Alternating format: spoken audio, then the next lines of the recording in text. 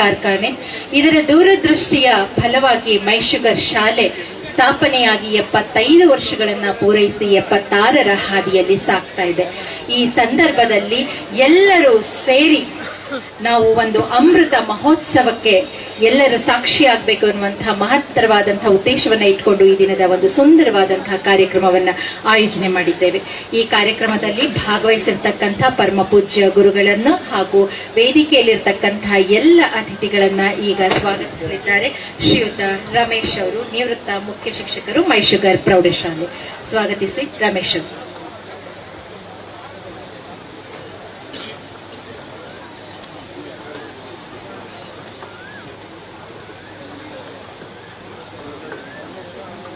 ಎಲ್ಲರಿಗೂ ನಮಸ್ಕಾರ. ಪೂಜ್ಯ ಶ್ರೀ ನಿರ್ಮಲಾನಂದ ಸ್ವಾಮೀಜಿಯವರ ಪಾದಾರವಿಂದಗಳನ್ನು ನಮಸ್ಕರಿಸ್ತಾ ಇಂದಿನ ಕಾರ್ಯಕ್ರಮವನ್ನು ನಡೆಸಿಕೊಂಡಿದ್ದೇನೆ.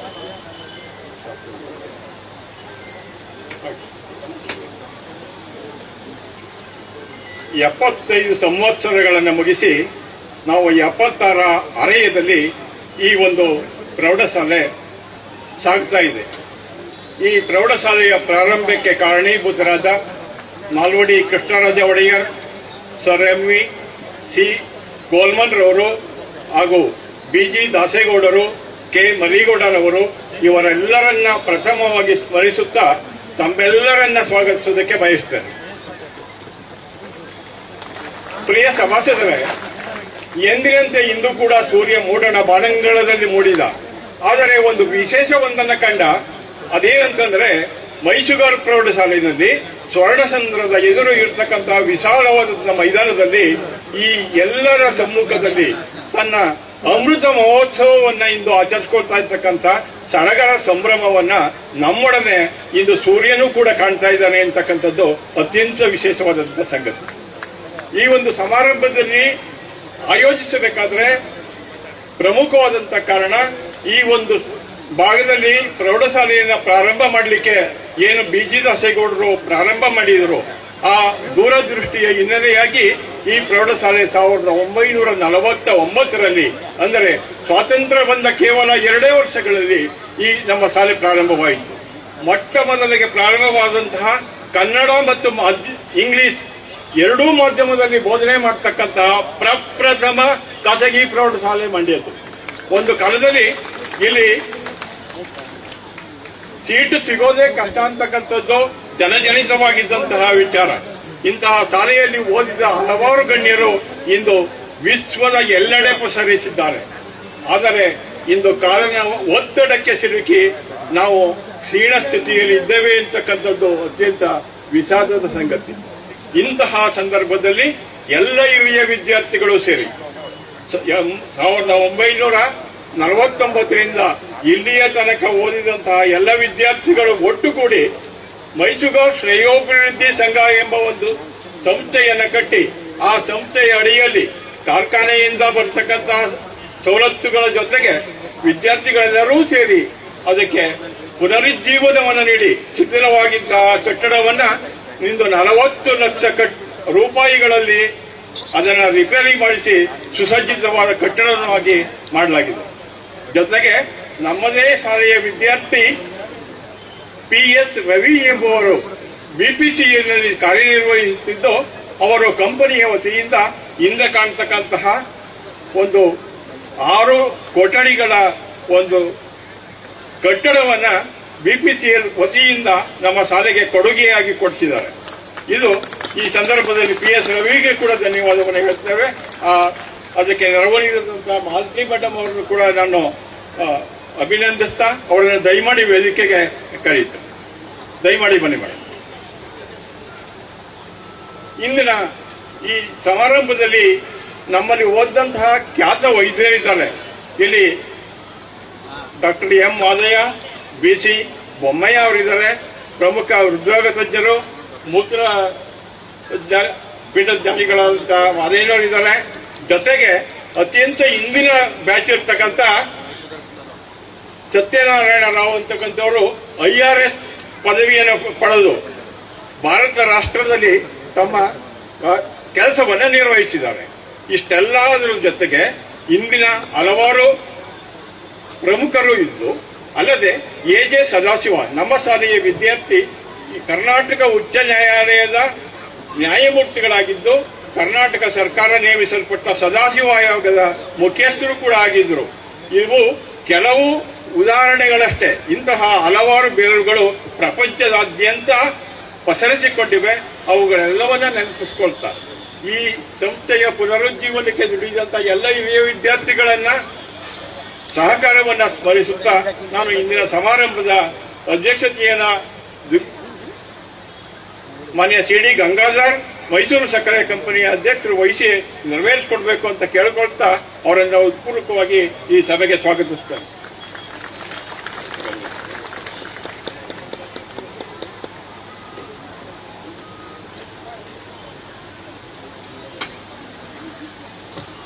ಸಮಾರಂಭದ ದಿವ್ಯ ಸಾನ್ನಿಧ್ಯವನ್ನು ವಹಿಸಿ ನಮ್ಮೆಲ್ಲ ಕಾರ್ಯಕ್ರಮಗಳನ್ನು ಸುಸೂತ್ರವಾಗಿ ನಡೆಸಿಕೊಡಬೇಕು ಅಂತ ನಿರ್ಮಲಾನಂದ ಸ್ವಾಮೀಜಿಯವರ ದಿವ್ಯ ಸಾನ್ನಿಧ್ಯದಲ್ಲಿ ಪ್ರಾರ್ಥನೆಯನ್ನು ಮಾಡ್ತಾ ಅವರನ್ನು ಗೌರವಪೂರ್ವಕವಾಗಿ ಈ ಸಭೆಗೆ ಸ್ವಾಗತಿಸುತ್ತೇನೆ.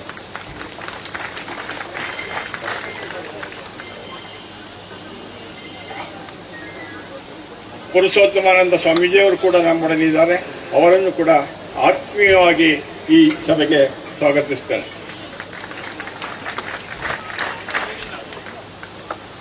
ಇಂದಿನ ಸಮಾರಂಭದ ಉದ್ಘಾಟನೆಯನ್ನು ಮಾಡಲಿಕ್ಕೆ ನಮ್ಮ ಲೋಕಸಭಾ ಕ್ಷೇತ್ರದ ಲೋಕಸಭಾ ಸದಸ್ಯರು ಹಾಗೂ ಕೇಂದ್ರದ ಮಂತ್ರಿಗಳೂ ಆದ ಮಾನ್ಯ ಶ್ರೀ ಕುಮಾರಸ್ವಾಮಿ ಅವರು ಆಗಮಿಸಿದ್ದಾರೆ.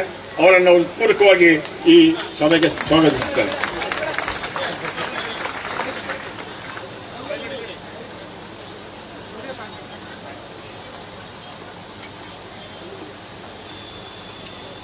ನಮ್ಮೆಲ್ಲರ ನೆಚ್ಚಿನ ವಾಗ್ಮಿ, ನಮ್ಮದೇ ಜಿಲ್ಲೆಯ ಮಾನ್ಯ ಪ್ರೊಫೆಸರ್ ಕೃಷ್ಣೇಗೌಡ ಅವರು ಸಮಾರಂಭಕ್ಕೆ ಆಗಮಿಸಿ ತಮ್ಮ ಆಶಯ ಭಾಷಣವನ್ನು ಮಾಡಿ ನಮ್ಮಗಳ ಕರ್ಣವನ್ನು ರಂಜಿಸಲಿದ್ದಾರೆ. ಅವರಿಗೆ ಆತ್ಮೀಯವಾಗಿ ಸ್ವಾಗತಿಸುತ್ತೇನೆ. ಈ ಸಮಾರಂಭದಲ್ಲಿ ಮುಖ್ಯ ಅತಿಥಿಗಳಾಗಿ ಮಾನ್ಯ ಶ್ರೀ ಸಿ.ಎಸ್. ಪುಟ್ಟರಾಜು ಅವರು ಆಗಮಿಸಿದ್ದಾರೆ. ಅವರನ್ನು ಆತ್ಮೀಯವಾಗಿ ಸ್ವಾಗತಿಸುತ್ತೇನೆ.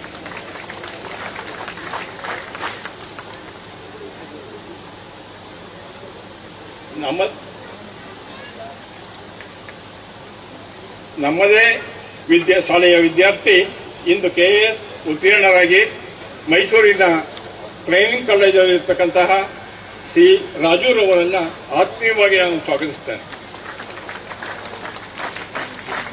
ಅಂತೆಯೇ ನಮ್ಮ ಮತ್ತೊಬ್ಬ ವಿದ್ಯಾರ್ಥಿ ಎಚ್.ಕೆ. ಉಮೇಶ್ ಸಿವಿಲ್ ಜೇಡ್ ಅವರನ್ನು ಕೂಡ ಈ ಸಮಾರಂಭಕ್ಕೆ ಸ್ವಾಗತಿಸುತ್ತೇನೆ. ಮತ್ತೊಬ್ಬ ಕೆಎಎಸ್ ಅಧಿಕಾರಿ ನಮ್ಮದೇ ವಿದ್ಯಾರ್ಥಿ ಕೆ.ಎಂ. ನಾಗೇಶ್ ಅವರನ್ನು ಕೂಡ ಈ ಸಮಾರಂಭಕ್ಕೆ ಆತ್ಮೀಯವಾಗಿ ಸ್ವಾಗತಿಸುತ್ತೇನೆ. ಈ ಸಮಾರಂಭದಲ್ಲಿ ನಾವು 75 ವರ್ಷಗಳನ್ನು ಪೂರ್ಣಗೊಳಿಸಿದ ಹಿನ್ನೆಲೆಯಲ್ಲಿ ಒಂದು ಸಂಚಿಕೆಯನ್ನು ಬಿಡುಗಡೆ ಮಾಡ್ತಾ ಇದ್ದೀವಿ.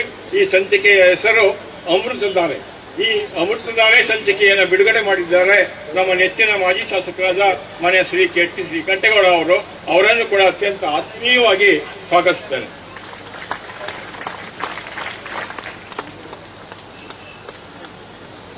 ಹಾಗೆಯೇ ಮಂಡ್ಯ ಜಿಲ್ಲೆಯ ಸುಪುತ್ರರು ಮಾನ್ಯ ಶ್ರೀ ಎಸ್.ಎಂ. ಕೃಷ್ಣ ನಂತರ ಪದ್ಮ ಪ್ರಶಸ್ತಿಗೆ ಭಾಜನರಾದವರು ಪದ್ಮಶ್ರೀ ಡಾಕ್ಟರ್ ಕೆ.ಎಸ್. ರಾಜಣ್ಣ ಅವರು ನಮ್ಮ ಸಮಾರಂಭದಲ್ಲಿ ಉಪಸ್ಥಿತರಿದ್ದು ನಮ್ಮ ಸನ್ಮಾನವನ್ನು ಸ್ವೀಕರಿಸಿದ್ದಾರೆ. ಅವರನ್ನು ಕೂಡ ಆತ್ಮೀಯವಾಗಿ ಸ್ವಾಗತಿಸುತ್ತಾರೆ. ನಮ್ಮ ಶ್ರೇಯೋಭಿವೃದ್ಧಿ ಸಂಘದ ಅಧ್ಯಕ್ಷರಾದ ಮಾನ್ಯ ಬಿ.ಟಿ. ಜಯರಾಮರವರನ್ನ ಈ ಸಭೆಗೆ ಆತ್ಮೀಯವಾಗಿ ಸ್ವಾಗತಿಸುತ್ತೇನೆ. ಅಂತೆಯೇ ಅಮೃತ ಮಹೋತ್ಸವ ಸಮಿತಿಯ ಅಧ್ಯಕ್ಷರಾದ ಶ್ರೀ ಶಿವಲಿಂಗಯ್ಯ ಅವರನ್ನ ಹೃತ್ಪೂರ್ವಕವಾಗಿ ಈ ಸಭೆಗೆ ಸ್ವಾಗತಿಸುತ್ತೇನೆ.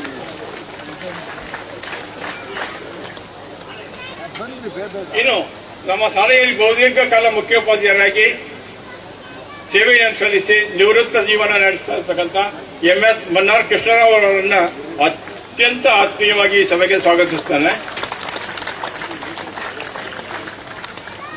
ವೃತ್ತಿ ಶಿಕ್ಷಣವನ್ನು ಬೋಧಿಸುತ್ತಾ ಜೊತೆಗೆ ಮಕ್ಕಳಿಗೆ ಉತ್ತಮ ಬೋಧನೆಯನ್ನು ನೀಡಿದಂತಹ ಸಿ.ಎಲ್. ರವರನ್ನ ಚಿಕ್ಕನಗಿರಿ ಅವರನ್ನ ನಾನು ಅತ್ಯಂತ ಆತ್ಮೀಯವಾಗಿ ಈ ಸಭೆಗೆ ಸ್ವಾಗತಿಸುತ್ತೇನೆ.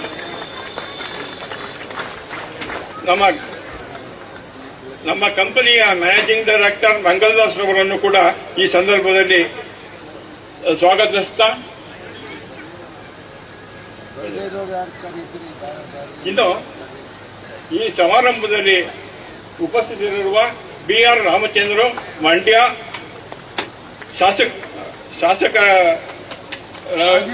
ಸ್ಥಾನದಲ್ಲಿ ಸ್ಪರ್ಧಿಸಿದಂತವರು, ಅವರನ್ನು ಕೂಡ ಈ ಸಮಾರಂಭಕ್ಕೆ ಅತ್ಯಂತ ಆತ್ಮೀಯವಾಗಿ ಸ್ವಾಗತಿಸುತ್ತೇನೆ. ಈಗಾಗಲೇ ನಮಗೆ ಪ್ರಮುಖವಾಗಿ ಕಂಟ್ರೋಲವನ್ನು ನಿರ್ಮಿಸಿಕೊಟ್ಟಂತ ರವಿ ಅವರು ಬಂದಿಲ್ಲ.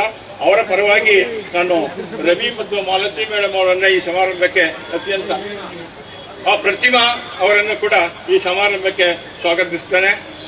ಇನ್ನು ನಮ್ಮದೇ ವಿದ್ಯಾರ್ಥಿಯಾಗಿದ್ದು ಮಂಡ್ಯ ನಗರಸಭೆ ಅಧ್ಯಕ್ಷರು ಒಂದು ಲೈನ್ನವರು ಫಸ್ಟ್ ಮಾಡಿ.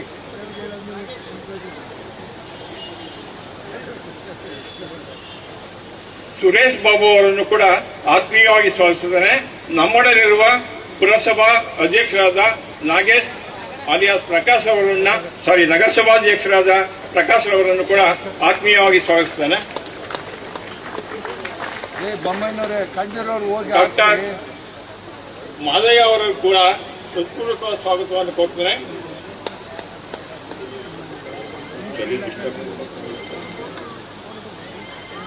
ಸುರೇಶ್ ಬಾಬು ನಮ್ಮ ಕಂಪನಿಯ ಕಾರ್ಯದರ್ಶಿಗಳಾದ ಸತ್ಯನಾರಾಯಣ ದೇವ್ ಅವರನ್ನು ಕೂಡ ಆತ್ಮೀಯವಾಗಿ ಸ್ವಾಗತಿಸುತ್ತೇನೆ. ಮಂಡ್ಯದ ಉದ್ಯಮಿ, ನಮ್ಮ ಶಾಲೆಯ ಹಿರಿಯ ವಿದ್ಯಾರ್ಥಿಯಾಗಿದ್ದ ಸುರೇಶ್ ಬಾಬು ಅವರನ್ನ ಹೃತ್ಪೂರ್ವಕವಾಗಿ ಸ್ವಾಗತಿಸುತ್ತೇನೆ. ಈ ಸಮಾರಂಭದಲ್ಲಿ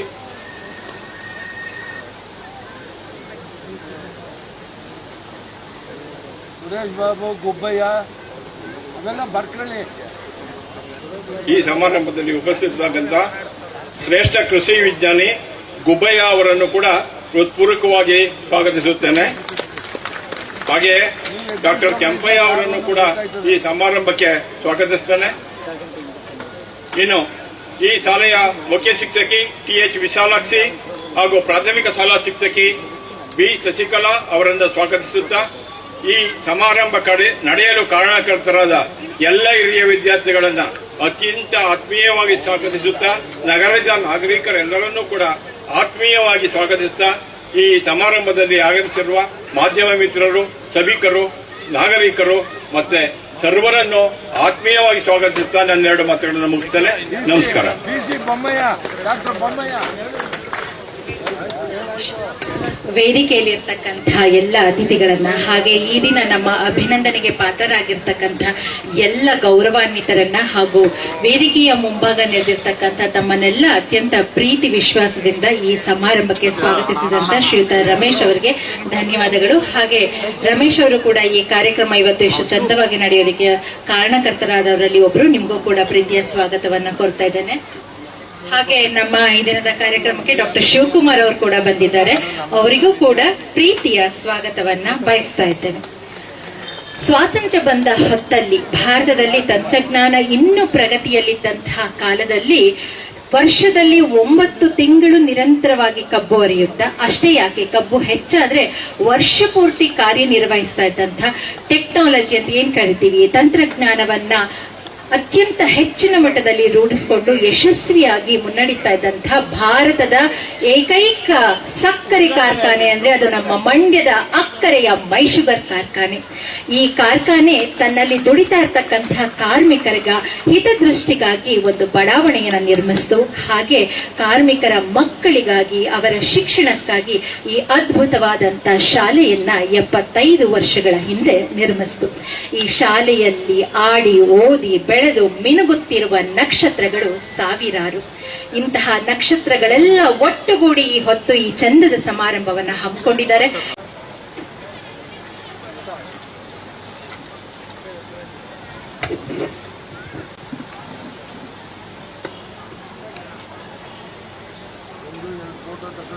ಪರಮ ಪೂಜ್ಯ ಜಗದ್ಗುರು ಮಹಾಸನ್ನಿಧಿಯವರ ಪಾದಾರವಿಂದಗಳಲ್ಲಿ ನಮ್ರ ಭಕ್ತಿಯ ಪ್ರಣಾಮಗಳನ್ನು ಸಲ್ಲಿಸಿ, ಶ್ರೀ ಆದಿಚುಂಚನಗಿರಿ ಮಠದ ಹಿರಿಯ ಯತಿಗಳಾದ ಪರಮ ಪೂಜ್ಯ ಶ್ರೀ ಶ್ರೀ ಪುರುಷೋತ್ತಮನಾಥ ಸ್ವಾಮೀಜಿಯವರ ಪಾದಾರವಿಂದಗಳಲ್ಲಿ ನಮಸ್ಕಾರಗಳನ್ನು ಸಲ್ಲಿಸಿ ಈ ಭವ್ಯ ಸಮಾರಂಭದ ಅಧ್ಯಕ್ಷರಾದ ಶ್ರೀ ಸಿ ಡಿ ಗಂಗಾಧರ್ ಅವರೇ, ಈ ಸಮಾರಂಭವನ್ನು ಉದ್ಘಾಟನೆ ಮಾಡಿದ ಭಾರತ ಸರ್ಕಾರದ ಮಾನ್ಯ ಸಚಿವರು, ಮಂಡ್ಯ ಜಿಲ್ಲೆಯ ಸಂಸದರು, ಕರ್ನಾಟಕದ ಅತಿ ಎತ್ತರದ ನಾಯಕರು, ಮಾಜಿ ಮುಖ್ಯಮಂತ್ರಿಗಳು ಆದ ಸನ್ಮಾನ್ಯ ಶ್ರೀ ಎಚ್ ಡಿ ಕುಮಾರಸ್ವಾಮಿ ಅವರೇ, ವೇದಿಕೆ ಮೇಲಿರುವ ಎಲ್ಲ ಗಣ್ಯ ಮಹನೀಯರೇ, ಸಭೆಯಲ್ಲಿರುವ ಎಲ್ಲ ಗಣ್ಯ ಮಹನೀಯರೇ, ತಾಯಿಯಂದರೆ ಎಲ್ರಿಗೂ ನಮಸ್ಕಾರ.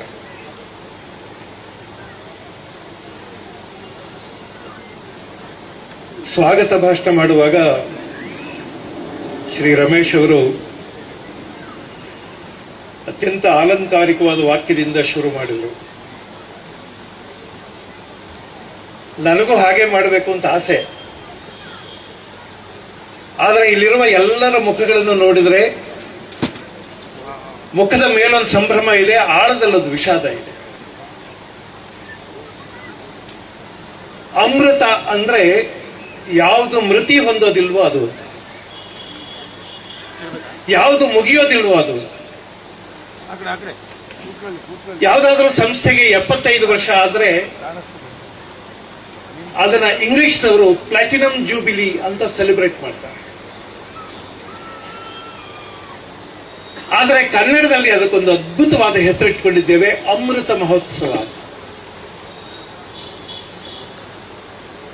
ಯಾವುದು ಮೃತಿಯನ್ನ ಹೊಂದೋದಿಲ್ವೋ ಅದು ಅಮೃತ.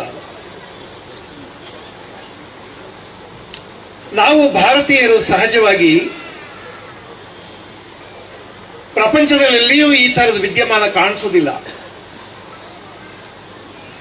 ಭಾರತೀಯರ ಎಲ್ಲ ಕಲ್ಪನೆಗಳಲ್ಲಿ, ಕಥೆಗಳಲ್ಲಿ ಎಲ್ಲವೂ ಶುಭಾಂತ್ಯ ಆಗುತ್ತೆ, ಎಲ್ಲವೂ ಕೊನೆಯಲ್ಲಿ ಒಳ್ಳೆಯದಾಗಬೇಕು. ಭಾರತವೇ ಕಟ್ಟಿದಂತಹ ರಾಮಾಯಣ ಮಹಾಭಾರತಗಳು ಕೂಡ ಕೊನೆಯಲ್ಲಿ ಶುಭಾಂತ್ಯವಾಗ್ತವೆ. ಪಾಶ್ಚಿಮಾತ್ಯರಲ್ಲಿ ದುರಂತ, ವಿಷಾದಾಂತಗಳು ಇರ್ತವೆ. ಅವರ ವಾದ ಏನು ಅಂದ್ರೆ, ಯಾವುದಾದ್ರೂ ಕತೆ ದುರಂತವಾದ್ರೆ, ವಿಷಾದಾಂತವಾದ್ರೆ ಮನುಷ್ಯನನ್ನ ಬಹಳ ಕಾಡುತ್ತೆ ಅದು ಅಂತ. ನಾವೊಂದು ಸಿನಿಮಾನ, ನಾಟಕನ ನೋಡಿ ಅದರ ಕೊನೆ ವಿಷಾದವಾಗಿದ್ರೆ, ಅದರ ಕೊನೆಯಲ್ಲಿ ಒಂದು ದುರಂತ ಇದ್ರೆ ನಾವು ಮನೆಗೆ ಹೋಗುವಾಗ್ಲೂ ಹಾಗೆ ಆಗ್ಬಾರ್ದಾಗಿತ್ತು ಅಂತ ಅನ್ಕೊಂಡು ಹೋಗ್ತೀವಿ. ಅಂದ್ರೆ ಬಹಳ ಕಾಲ ನಿಮ್ಮ ಮನಸ್ಸಿನಲ್ಲಿ ಅದು ಕಾಡಬೇಕಾದ್ರೆ ಅದೆಲ್ಲವೂ ಒಳ್ಳೆಯದೇ ಆಗಬೇಕಾಗಿಲ್ಲ ಅಂತ. ಆದ್ರೆ ಭಾರತೀಯ ದೃಷ್ಟಿ ಯಾವುದು ಅಂದ್ರೆ, ಏನೆಲ್ಲ ಕದನ ಕೋಲಾಹಲ ನಡೆದ್ರು ಕೊನೆಯಲ್ಲಿ ಒಳ್ಳೆಯದಾಗುತ್ತೆ, ಒಳ್ಳೆಯದಾಗತ್ತೆ, ಆಗಬೇಕು ಅನ್ನೋದು ಭಾರತೀಯ ದೃಷ್ಟಿ. ಬಂಧುಗಳೇ, ನಾನು ಈ ಎಲ್ಲ ಪೀಠಿಕೆಯನ್ನು ಯಾಕೆ ಹೇಳ್ತಿದ್ದೇನೆ ಅಂತ ನಿಮ್ಗೆ ಅರ್ಥ ಆಗಿದೆ ಅಂತ ನಾನು ಭಾವಿಸಿದ್ದೇನೆ. ಮೈಶುಗರ್ ಪ್ರೌಢಶಾಲೆ 75 ವರ್ಷಗಳ ಹಿಂದೆ ಈ ಮಂಡ್ಯ ನಗರದಲ್ಲಿ ಆರಂಭ ಆಯ್ತಲ್ಲ, ಆವಾಗ ಮಂಡ್ಯ ನಗರದ ಶೈಕ್ಷಣಿಕ ಸ್ಥಿತಿ ಏನು ಚೆನ್ನಾಗಿರ್ಲಿಲ್ಲ. ಸಭೆಯಲ್ಲಿ ಒಂಚೂರು ಸತ್ಯ ಮಾತಾಡ್ಕೊಳ್ಳೋಣ. ನಮ್ಬೇನ್ ನಾವೇ ತಟ್ಕೊಂಡು ನಮ್ಮ ಕಾಲಿಗೆ ನಾವೇ ನಮಸ್ಕಾರ ಮಾಡ್ಕೊಳ್ಳೋದು ಬೇಡ. ನಾವೆಲ್ಲ ಚಿಕ್ಕವರಾಗಿದ್ದಾಗ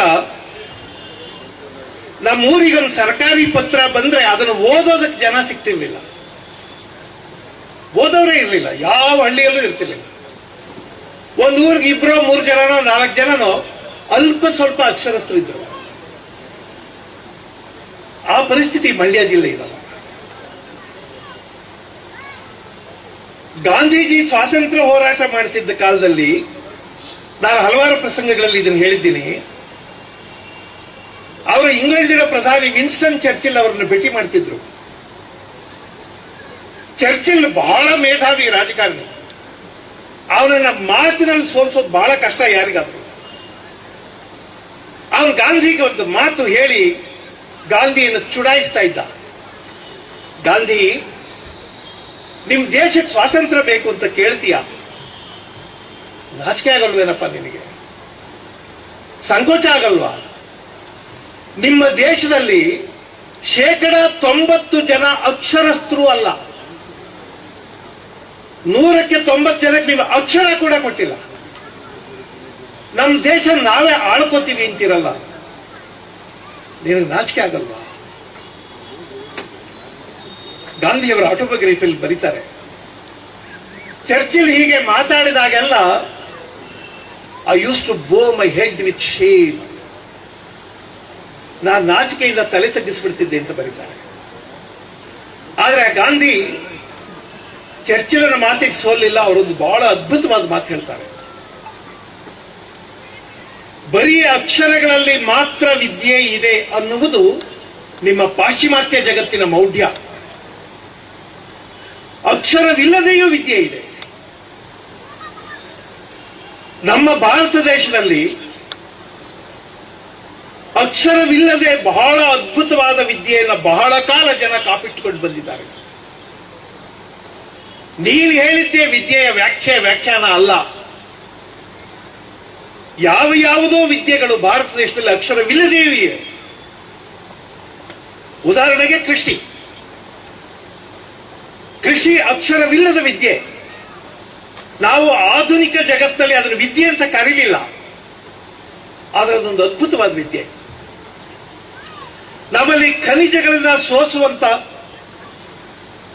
ಅದಿರನ್ನ ತೆಗೆದು ಅದನ್ನು ಪರಿಷ್ಕರಿಸುವಂತ ಒಂದು ಅದ್ಭುತವಾದ ಕಲೆ ಭಾರತೀಯರಿಗೆ ಸಿದ್ಧಿಸಿತ್ತು.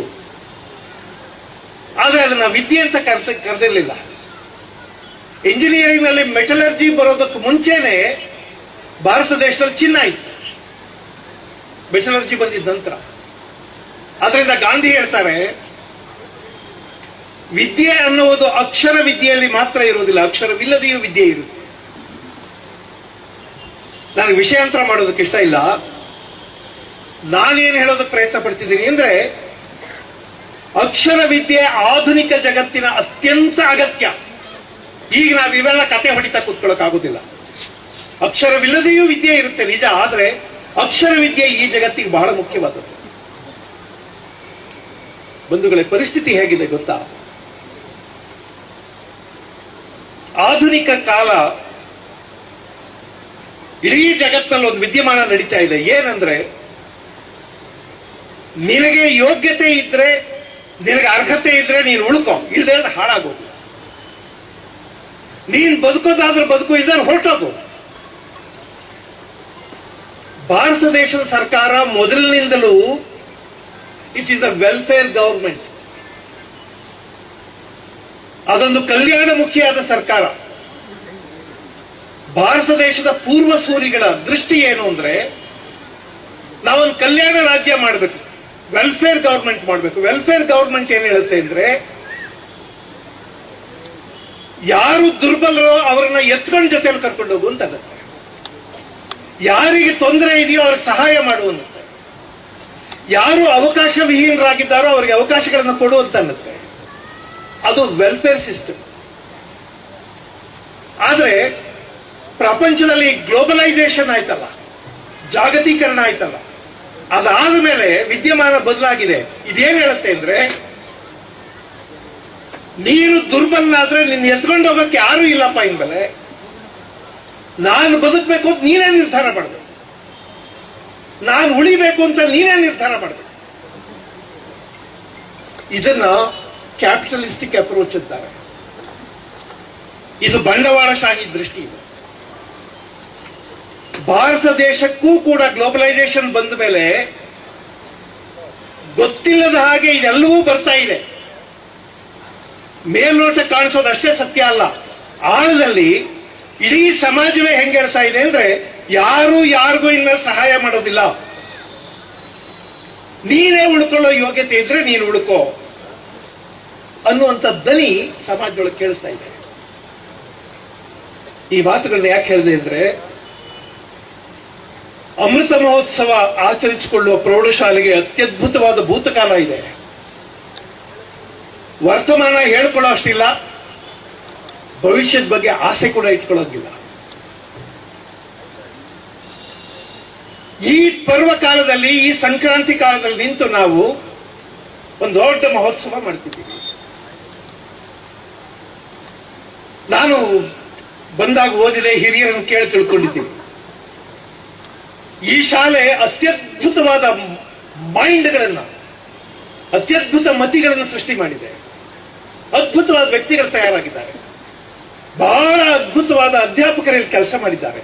ಅವರೆಲ್ಲರೂ ಇನ್ನೂ ಮಂಡ್ಯದ ಎಲ್ಲ ಮನಸ್ಸುಗಳಲ್ಲಿಯೂ ಚಿರಸ್ಥಾಯಿಯಾಗಿದ್ದಾರೆ.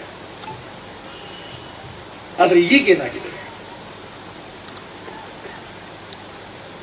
ನೇರವಾಗಿ ಹೇಳ್ಬಿಡ್ತೀನಿ, ಅಮೃತ ಮಹೋತ್ಸವದ ಈ ಹೊತ್ತು ಸಂಭ್ರಮ, ಸಂತೋಷ, ಸಡಗರ ಇವೆಲ್ಲ ಎಷ್ಟು ಮುಖ್ಯವಾಗಿಯೋ ಅಷ್ಟೇ ಮುಖ್ಯವಾದದ್ದು ಇದನ್ನ ನಿಜವಾಗಿ ಅಮೃತ ಮಾಡಬೇಕಾಗಿರೋದು. ಇದಕ್ಕೆ ಶಾಲೆ ಆಡಳಿತ ಮಂಡಳಿ, ಶಾಲೆಯ ಅಧ್ಯಾಪಕರು ಕೂಡ ನಾವು ಉಳ್ಕೋಬೇಕು ಅಂತ ಡಿಟರ್ಮಿನ್ ಮಾಡಬೇಕು. ಸರ್ಕಾರ ಇದನ್ನು ಉಳಿಸ್ಬೇಕು ಅಂತ ಯೋಚನೆ ಮಾಡಬೇಕು. ಬರೀ ಸರ್ಕಾರವೇ ಯೋಚನೆ ಮಾಡಿದ್ರೂ ಶಾಲೆ ಉಳಿಯೋದಿಲ್ಲ. ಬರೀ ಅಧ್ಯಾಪಕರೇ ನಾವು ಉಳ್ಕೋಬೇಕು ಅಂತ ತೀರ್ಮಾನ ಮಾಡಿದ್ರೂ ಶಾಲೆ ಉಳಿಯೋದಿಲ್ಲ. ಬಂಧುಗಳೇ, ನಾನು ಸತ್ಯವಾಗ್ಲೂ ಮುಖಸ್ತುತಿ ಮಾಡ್ತಿಲ್ಲ. ಸನ್ಮಾನ್ಯ ಕುಮಾರಣ್ಣ ಅವರು ಈ ವೇದಿಕೆ ಮೇಲಿದ್ದಾರೆ. ಭಾರತ ಸರ್ಕಾರದಲ್ಲಿ ಅತ್ಯಂತ ಪ್ರಭಾವಿ ಮಂತ್ರಿಯಾಗಿರುವ ಅವರಿಗೆ, ಕರ್ನಾಟಕ ರಾಜ್ಯದ ಬಹಳ ಎತ್ತರದ ರಾಜಕಾರಣಿಯಾಗಿರುವ ಅವರಿಗೆ, ಮಂಡ್ಯ ಜಿಲ್ಲೆಯ ಸಂಸದರೂ ಆಗಿರುವ ಅವರಿಗೆ 76 ವರ್ಷಗಳು ತುಂಬಿರುವ ಈ ಸಂಸ್ಥೆಯನ್ನು ಉಳಿಸಬೇಕು ಅಂತ ಮನಸ್ಸು ಮಾಡೋದು ದೊಡ್ಡದಲ್ಲ.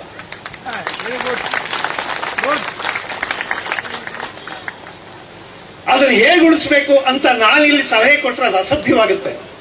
ಏನು ಆಲೋಚನೆ ಮಾಡಿದಾಗ ಹೇಳ್ಬಾರ್ದು. ಅಥವಾ ನನ್ನ ಆಲೋಚನೆಗಳಿದ್ರೆ ಅದನ್ನು ಶಾಲಾ ಆಡಳಿತ ಒಪ್ಕೋಬೇಕು. ಅದಕ್ಕೆ ಬೇರೆ ಬೇರೆ ಬಗೆಗಳಿರ್ಬೇಕು. ಆ ಯಾವುದಾದರೂ ಬಗೆಯಲ್ಲಿ ಈ ಶಾಲೆ ಆಡಳಿತ ಮಂಡಳಿಯವರು, ಶಾಲೆಯ ಹಿತಾಸಕ್ತರು, ಶಾಲೆಯ ಹಿರಿಯ ವಿದ್ಯಾರ್ಥಿಗಳು, ಶಾಲೆಯ ಹಿರಿಯ ಅಧ್ಯಾಪಕರು ಅವರೆಲ್ಲರೂ ಹೋಗಿ ಸನ್ಮಾನ್ಯ ಕುಮಾರಣ್ಣ ಅವರೊಂದಿಗೆ ಕೂತು ಚರ್ಚೆ ಮಾಡೋದಾದ್ರೆ, ಒಂದು ಒಳ್ಳೆ ಪ್ರಸ್ತಾವನೆ ಇಟ್ಕೊಂಡು ಹೋಗೋದಾದ್ರೆ, ಇದು ನಾಳೆಗಳಿಗೂ ಉಳಿಯುವಂತಹ ಅಮೃತ ಮಹೋತ್ಸವ ಆಗುತ್ತೆ. ಇಲ್ಲ ಇದ್ರೆ ಇವತ್ತಿನ ಸಂಜೆ ಸಮಾರೋಪ ಮುಗಿದ್ಮೇಲೆ ಮುಗಿದೋದು.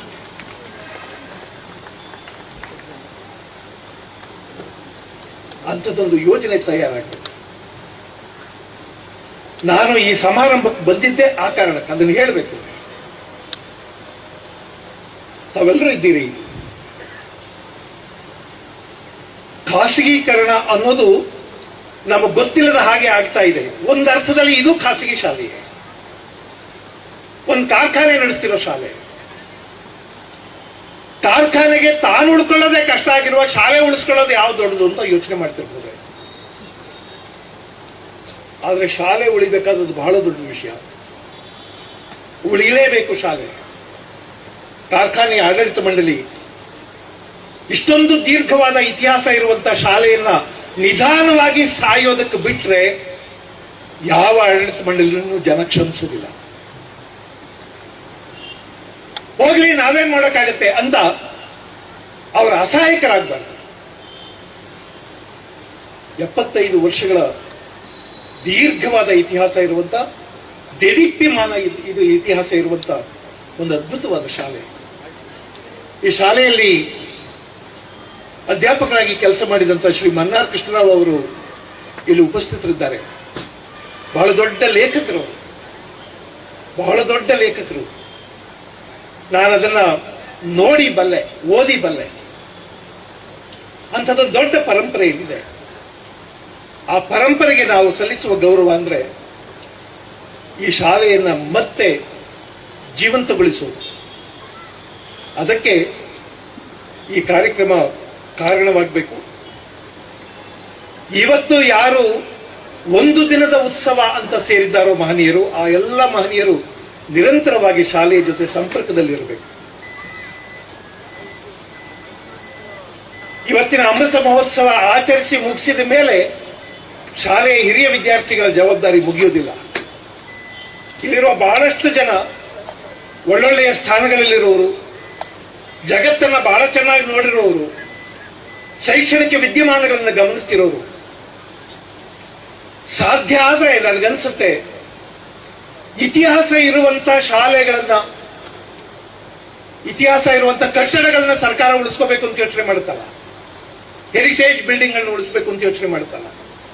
ಇತಿಹಾಸ ಪ್ರಜ್ಞೆ ಇರುವಂತ ಸರ್ಕಾರಗಳು ಇತಿಹಾಸ ಇರುವಂತ ಶಾಲೆಗಳನ್ನ ಅಥವಾ ಯಾವುದೇ ಸಾಂಸ್ಕೃತಿಕ ಸಂಸ್ಥೆಗಳನ್ನ ಉಳಿಸುವುದಕ್ಕೆ ನೆರವಾಗಿದೆ. ಕಾರ್ಯಕ್ರಮ ಸ್ವಲ್ಪ ತಡವಾಗಿ ಆರಂಭ ಆಗಿದೆ. ಸುದೀರ್ಘವಾದ ಭಾಷಣ ಮಾಡುವ ಉಮೇದು, ಉತ್ಸಾಹ ನನಗೂ ಇದೆ. ಆದರೆ ಪೂಜ್ಯ ಮಹಾಸ್ವಾಮಿಗಳಿದ್ದಾರೆ, ಸನ್ಮಾನ್ಯ ಕುಮಾರಸ್ವಾಮಿ ಅವರಿದ್ದಾರೆ. ಈ ಸಭೆಯಲ್ಲಿ ಕುಮಾರಣ್ಣ ಅವರು ಏನು ಭಾಷಣ ಮಾಡ್ತಾರೋ ಅದು ಯಾವುದು ನಮಗೆ ಗೊತ್ತಿಲ್ಲ. ಆದರೆ ಈ ಶಾಲೆ ಉಳಿಸುವುದಕ್ಕೆ ನಾನು ಎಲ್ಲ ಪ್ರಯತ್ನಗಳನ್ನು ಮಾಡ್ತೇನೆ ಅಂತ ಅವರ ಆಶ್ವಾಸನೆ ಕೊಟ್ಟರೆ ಅದು ನಡೆಯುತ್ತೆ. ಈ ನುಡಿದ ಯಾವ ಮಾತುಗಳು ನಮಗೆ ಮುಖ್ಯ ಆಗೋದಿಲ್ಲ. ಇವತ್ತಿಗೆ ಈ ಶಾಲೆಯನ್ನು ಉಳಿಸೋದಕ್ಕೆ, ಬೆಳೆಸೋದಕ್ಕೆ ಇಷ್ಟು ವಿಶಾಲವಾದ, ಸುವಿಶಾಲವಾದ ಮೈದಾನ ಇದೆ, ಇದಕ್ಕೆ ಇಷ್ಟು ಒಳ್ಳೆ ಕಟ್ಟಡ ಇದೆ, ಇಷ್ಟು ದೀರ್ಘಕಾಲ ಬದುಕೊಂಡು ಬಂದಿದೆ, ನಾಳೆ ಭವಿಷ್ಯವನ್ನ ಎದುರುಗೊಳ್ತಾ ಇರುವಂತ ಮಕ್ಕಳಿದ್ದಾರೆ. ಇವರೆಲ್ಲರ ಹಿತದೃಷ್ಟಿಯಿಂದ ಅವರು ಮಂಡ್ಯ ಜಿಲ್ಲೆಯ ಸಂಸದರೂ ಆಗಿರೋದ್ರಿಂದ, ದೇಶದ ಮಟ್ಟದಲ್ಲಿ ಮಂಡ್ಯವನ್ನ ಪ್ರತಿನಿಧಿಸ್ತಿರೋರಾದ್ರಿಂದ, ಈ ಮಂಡ್ಯಕ್ಕೆ ಶೈಕ್ಷಣಿಕವಾದ ಜೀವಜಲವನ್ನು ನಿರಂತರವಾಗಿ ಹರಿಸುವಂತ ಅನಿವಾರ್ಯತೆ ಮಂಡ್ಯ ಜಿಲ್ಲೆಯ ಎಲ್ಲ ಪ್ರತಿನಿಧಿಗಳಿಗೂ ಇರೋದ್ರಿಂದ ಅವರು ಅಂಥದೊಂದು ಜೀವಜಲವನ್ನು ನೀಡುವಂತ ಆಶ್ವಾಸನೆಯನ್ನು ನೀಡುತ್ತಾರೆ ಅಂತ ನಾನು ಭಾವಿಸ್ತೇನೆ. ಪರಮ ಪೂಜ್ಯ ಜಗದ್ಗುರುಗಳಿದ್ದಾರೆ. 550 ವಿದ್ಯಾಸಂಸ್ಥೆಗಳನ್ನು, 550 ಬೇರೆ ಬೇರೆ ಬಗೆಯ ಸಂಸ್ಥೆಗಳನ್ನು, ವಿದ್ಯಾಸಂಸ್ಥೆಗಳು ಸೇರಿ ನಡೆಸ್ತಾ ಇರೋರು. ಆಧುನಿಕ ಕಾಲದ ಅಗತ್ಯಗಳೇನು, ಹೊಸ ಜಗತ್ತಿನ ವಿದ್ಯಾಭ್ಯಾಸವನ್ನ ನಾವು ಹೇಗೆ ಡಿಫೈನ್ ಮಾಡಬೇಕು ಅನ್ನೋದು ಪರಮ ಪೂಜ್ಯ ಜಗದ್ಗುರುಗಳಿಗೆ ಅತ್ಯದ್ಭುತವಾಗಿ ಗೊತ್ತಿದೆ. ಈ ಜಗತ್ತಿನಲ್ಲಿ ಏನ್ ವಿದ್ಯಮಾನಗಳು ನಡೀತಾ ಇವೆ ಮತ್ತು ಶೈಕ್ಷಣಿಕವಾಗಿ ನಾವು ಉಳ್ಕೋಬೇಕಾದ್ರೆ, ಜಗತ್ತಿಗೆ ಪ್ರಸ್ತುತವಾಗಬೇಕಾದ್ರೆ ನಮ್ಮ ವಿದ್ಯಾಭ್ಯಾಸ ಯಾವ ದಿಕ್ಕಿನಲ್ಲಿ, ದಿಸೆಯಲ್ಲಿ ಹೋಗಬೇಕಾಗಿದೆ ಮತ್ತು ಹೇಗೆ ಮರುಹುಟ್ಟು ಪಡಿಬೇಕಾಗಿದೆ ಅನ್ನುವಂತ ಅತ್ಯಂತ ಸ್ಪಷ್ಟವಾದ ಕಲ್ಪನೆ ಇರುವರು, ಪರಿಕಲ್ಪನೆ ಇರುವರು ಪೂಜ್ಯ ಮಹಾಸ್ವಾಮಿಗಳವರು.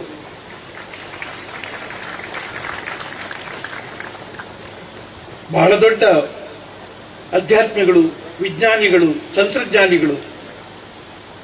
ನಮ್ಮೆಲ್ಲರ ಅದೃಷ್ಟ ಪೂಜ್ಯ ಮಹಾಸ್ವಾಮಿಗಳವರು ಇಡೀ ಈ ಭಾಗಕ್ಕೆ, ಈ ಸಮುದಾಯಕ್ಕೆ ಮಾರ್ಗದರ್ಶಕರಾಗಿರೋದು.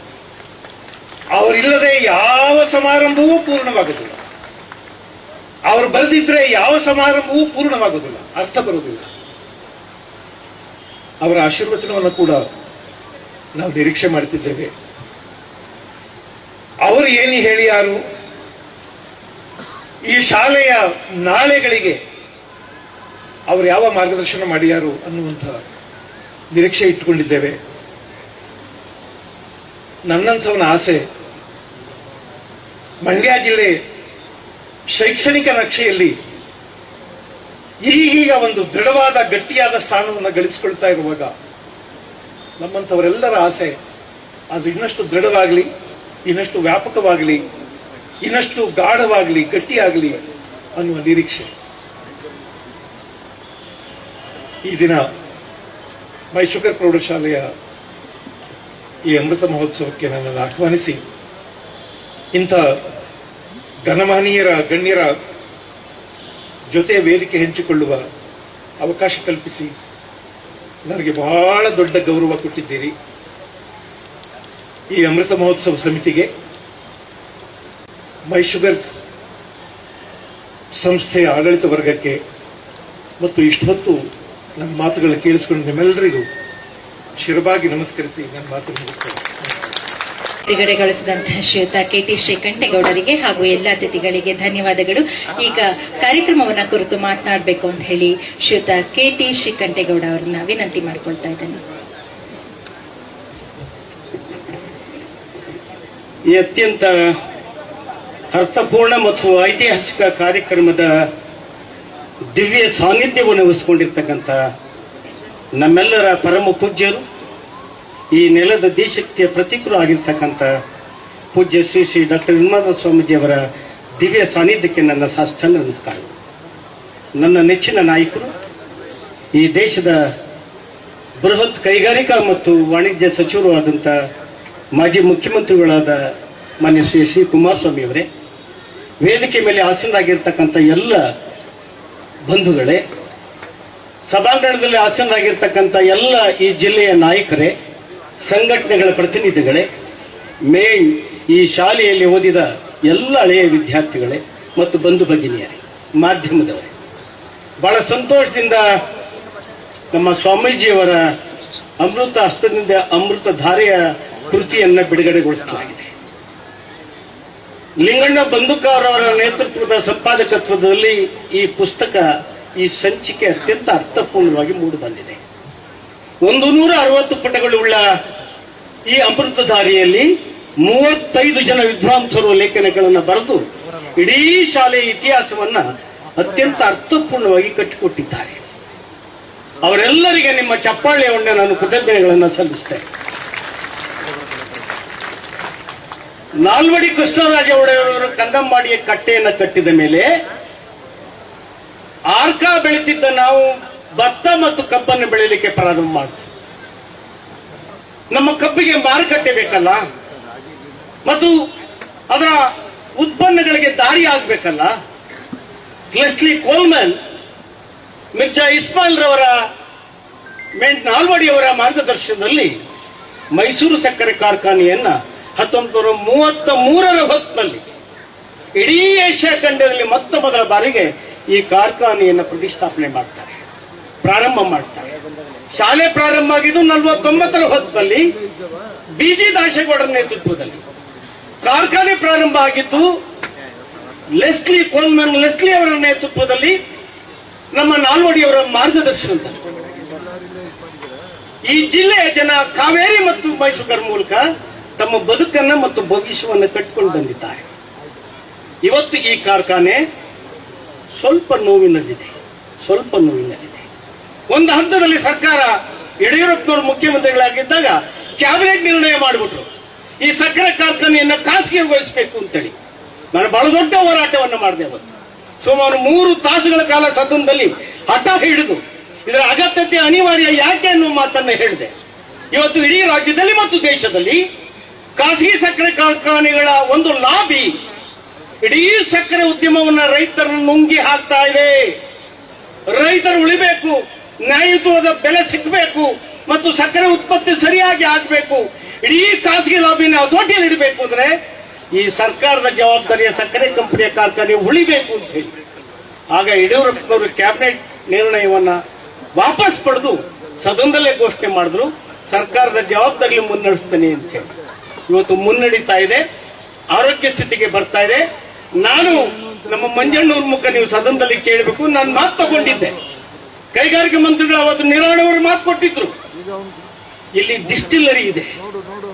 ಡಿಸ್ಟಿಲ್ಲರಿ ಅತ್ಯಂತ ಲಾಭದಾಯಕ ಮಾರ್ಗ. ಒಂದು ದಿನಕ್ಕೆ 30,000 ಲೀಟರ್ ಡಿಸ್ಟಿಲ್ಲರಿಯಲ್ಲಿ ಉತ್ಪತ್ತಿ ಆಗ್ತಾ ಇತ್ತು. ಆ ಡಿಸ್ಟಿಲ್ಲರಿ ಉತ್ಪತ್ತಿ ಆದರೆ ಕಾರ್ಖಾನೆ ಸಮೃದ್ಧವಾಗಿ ನಡೀತದೆ.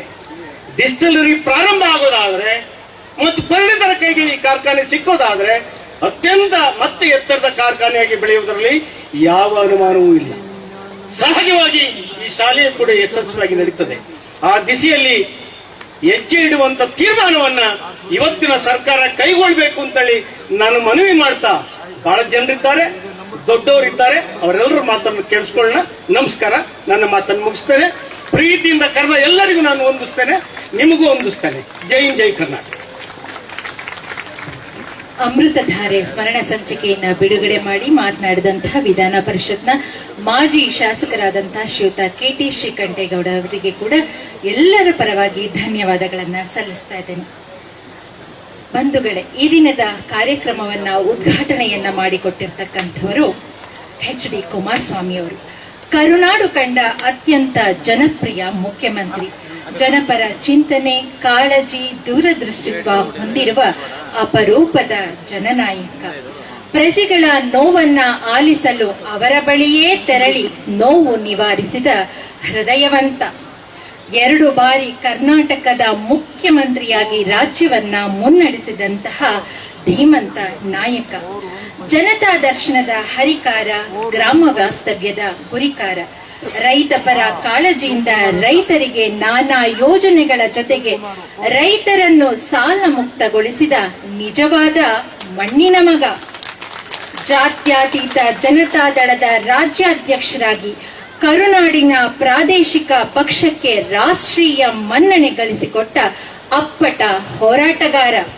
ಅಪ್ಪನಿಗೆ ತಕ್ಕ ಮಗನಂತೆ ಈ ದೇಶದ ಪ್ರಧಾನಮಂತ್ರಿಯಾಗಿ ದೇಶವನ್ನ ಆಳಿದಂತ ಹೆಮ್ಮೆಯ ಕನ್ನಡಿಗ ಶ್ರೀಯುತ ಎಚ್ ಡಿ ದೇವೇಗೌಡ ಅವರ ರಾಜಕೀಯ ಹೆಜ್ಜೆಗಳನ್ನ ಅನುಸರಿಸಿ ಪರಿಪಕ್ವ ನಾಯಕನೆನಿಸಿಕೊಂಡಿರುವಂತಹ ನಮ್ಮ ಮಂಡ್ಯದ ಹೆಮ್ಮೆಯ ಸಂಸದರು ಹಾಗೂ ಕೇಂದ್ರದ ಬೃಹತ್ ಉಕ್ಕು ಮತ್ತು ಕೈಗಾರಿಕಾ ಸಚಿವರಾದಂತಹ ಶ್ರೀಯುತ ಎಚ್ ಡಿ ಕುಮಾರಸ್ವಾಮಿ ಅವರು ನಮ್ಮ ಈ ದಿನದ ಕಾರ್ಯಕ್ರಮವನ್ನ ಉದ್ಘಾಟನೆ ಮಾಡಿಕೊಟ್ಟಿದ್ದಾರೆ. ಇದೀಗ ಅವರನ್ನ ಪ್ರೀತಿಯಿಂದ ಸ್ವಾಗತಿಸೋಣ ಉದ್ಘಾಟನಾ ನುಡಿಗಳಿಗಾಗಿ.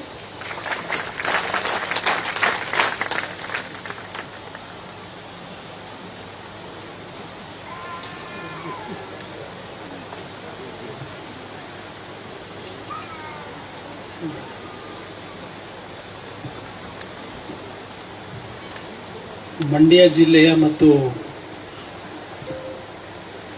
ನಮ್ಮ ರೈತ ಬಂಧುಗಳ ಕುಟುಂಬಗಳ ಒಂದು ಶಿಕ್ಷಣಕ್ಕೆ ಒಂದು ಕಡೆ ಕೃಷಿ ಇಲಾಖೆಯಲ್ಲಿ ನಿಮ್ಮ ಕುಟುಂಬಗಳ ಆರ್ಥಿಕ ಶಕ್ತಿಯನ್ನು ತುಂಬತಕ್ಕಂಥ ನಿಟ್ಟಿನಲ್ಲಿ ಅವತ್ತಿನ ನಮ್ಮ ಮೈಸೂರಿನ ಮಹಾರಾಜರು ದಿವಂಗತ ಕೃಷ್ಣರಾಜೇಂದ್ರ ಒಡೆಯರವರು ಹಾಗೂ ವಿಶ್ವೇಶ್ವರಯ್ಯನವರ ದೂರದೃಷ್ಟಿಯಿಂದ ಒಂದು ಕಡೆ ಮೈ ಶುಗರ್ ಕಾರ್ಖಾನೆ, ಮತ್ತೊಂದು ಕಡೆ ಈ ಒಂದು ಶಿಕ್ಷಣ ಕ್ಷೇತ್ರ, ಎರಡೂ ನಮ್ಮ ಜಿಲ್ಲೆಯ ಜೀವನಾಡಿಗಳು ಅಂತಕ್ಕಂಥದ್ದು ನನ್ನ ಅಭಿಪ್ರಾಯ. ಇವತ್ತಿನ ದಿನ ಅಮೃತ ಮಹೋತ್ಸವವನ್ನು ಈಗಾಗಲೇ ಒಂದು ದಿನಾಂಕ ನಿಗದಿಯಾಗಿತ್ತು. ಆದರೆ ಕೆಲವು ಬೆಳವಣಿಗೆ ಆದಂಥ ಹಿನ್ನೆಲೆಯಲ್ಲಿ ಆ ಕಾರ್ಯಕ್ರಮವನ್ನು ಮುಂದೂಡಿ ಇವತ್ತಿನ ದಿನ ಈ ಒಂದು ಅಮೃತ ಮಹೋತ್ಸವದ ಕಾರ್ಯಕ್ರಮಕ್ಕೆ ತಾವೆಲ್ಲ ಚಾಲನೆಯನ್ನು ಕೊಟ್ಟಿದ್ದೀರಿ. ಈ ಒಂದು ಕಾರ್ಯಕ್ರಮದ ದಿವ್ಯ ಸಾನ್ನಿಧ್ಯವನ್ನು ನಿರ್ವಹಣೆ ಮಾಡುತ್ತಾ ಇರತಕ್ಕಂಥ ನಮ್ಮ ಚುಂಚನಗಿರಿ ಕ್ಷೇತ್ರದ ಪರಮ ಪೂಜ್ಯ ಜಗದ್ಗುರು ನಿರ್ಮಲಾನಂದನಾಥ ಸ್ವಾಮೀಜಿಯವರ ದಿವ್ಯ ಸಾನ್ನಿಧ್ಯದಲ್ಲಿ ಈ ಒಂದು ಕಾರ್ಯಕ್ರಮವನ್ನು ನಾವೆಲ್ಲ ಇವತ್ತೇನು ಭಾಗವಹಿಸಿ ನೆರವೇರಿಸಿದ್ದೇವೆ. ಮತ್ತೊಬ್ಬ ಹಿರಿಯ ಯತಿಗಳಾಗಿರ್ತಕ್ಕಂಥ ಪುರುಷೋತ್ತಮಾನಂದ ಅಂತ ಸ್ವಾಮೀಜಿಯವರು ಸಹ ವೇದಿಕೆಯಲ್ಲಿ ಆಸೀನರಾಗಿದ್ದಾರೆ. ಈ ಒಂದು ಕಾರ್ಯಕ್ರಮದ ಅಧ್ಯಕ್ಷತೆಯನ್ನು ಮೈ ಶುಗರ್ ಕಾರ್ಖಾನೆಯ ಗಂಗಾಧರ್ ಅವರು ನಿರ್ವಹಿಸಿದ್ದಾರೆ. ವಾಸ್ತವಿಕವಾಗಿ ನಮ್ಮೆಲ್ಲರನ್ನ ಉದ್ದೇಶಿಸಿ ನಮ್ಮ ಕೃಷ್ಣೇಗೌಡರು ಬಹಳ ಅರ್ಥಗರ್ಭಿತವಾದಂಥ ಮಾತುಗಳನ್ನು ಈ ಸಭೆಯಲ್ಲಿ ಆಡಿದ್ದಾರೆ. ಶ್ರೀಕಂಠೇಗೌಡರು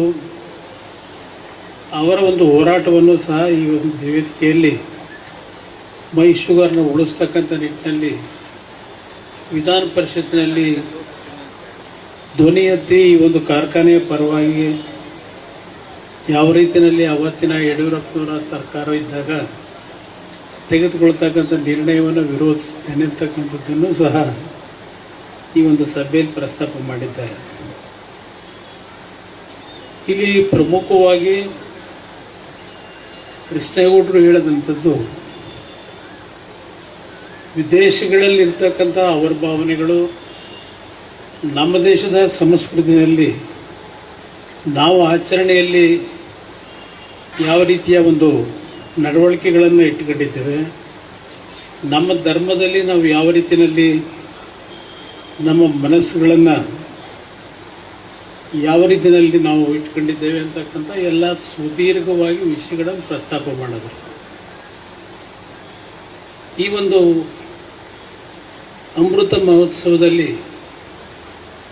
ನಾವು ಬಂದಾಗ ವೇದಿಕೆ ಮೇಲೆ ಒಂದು ಮಾಧ್ಯಮದ ಸ್ನೇಹಿತರು ಈ ಒಂದು ಕಾರ್ಖಾನೆ ಈ ಶಿಕ್ಷಣ ಕ್ಷೇತ್ರದಲ್ಲಿ ಈ ಒಂದು ಸಂಸ್ಥೆಯ